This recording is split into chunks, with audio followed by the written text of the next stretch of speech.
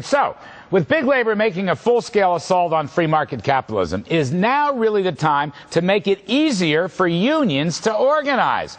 Well, that's what new rules proposed by the NLRB hope to do. I don't get it. Here we have Jonathan Tasini, president of the Economic Future Group, and Peter Schaumber, who himself was a former chairman of the National Labor Relations Board.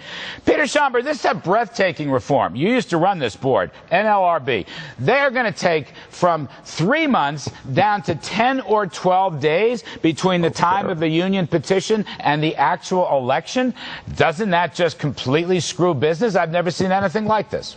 It absolutely does. It's both anti-worker and it's anti-employer. It's anti-employer because its intent is to deprive the employer of the opportunity to express its views on unionization to its employees. And it's anti-employees because they're denied the opportunity to hear from their employer and to make an informed choice. The only story they're going to hear, Larry, is the union story. The union is going to be collecting these signatures covertly.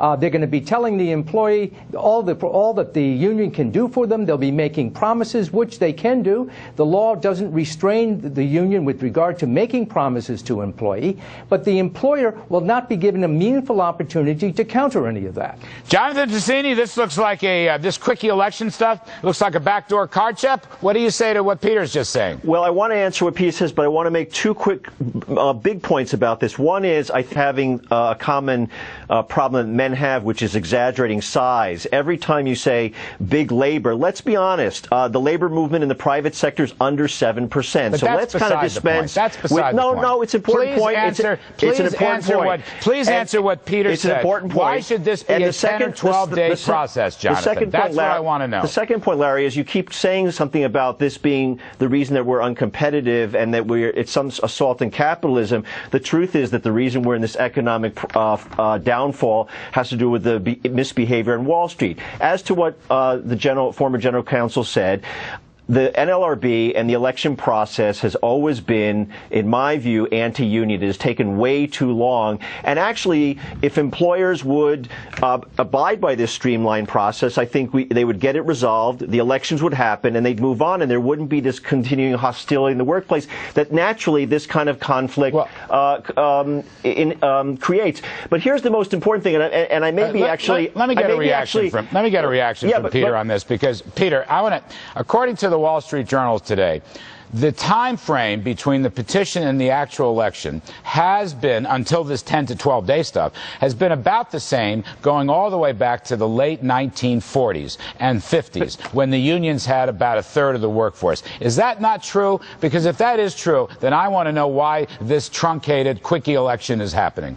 No, in fact, it's even a better story, Larry. Back in the 1950s, when unions were 35% of the private sector, the length of time between a petition and election, the median time was 82 days. That means 50% of the elections were 82 days or sooner. The other 50% were longer. Today, it is 38 days, the median time. 95% of elections are conducted under 2 months. Very different environment, though, Larry. Back then, as you well know, there wasn't the same hostility to unions that we've last 20, 25 years, where you now have a multi-billion-dollar industry of anti-union consultants that do nothing but try to break the law and fire workers who try to organize. It's a very, Jonathan, very different environment. That happens all the time. And frankly, here's one thing I'll say. I don't think these rules are going to make a big difference in the percentage of unionization. Jonathan, listen, I have to respond to that. You have to organize 300, 400,000 The reason unionization is down to less than 7% of the private sector is because the employees are not buying the product. That's not true, and you know it.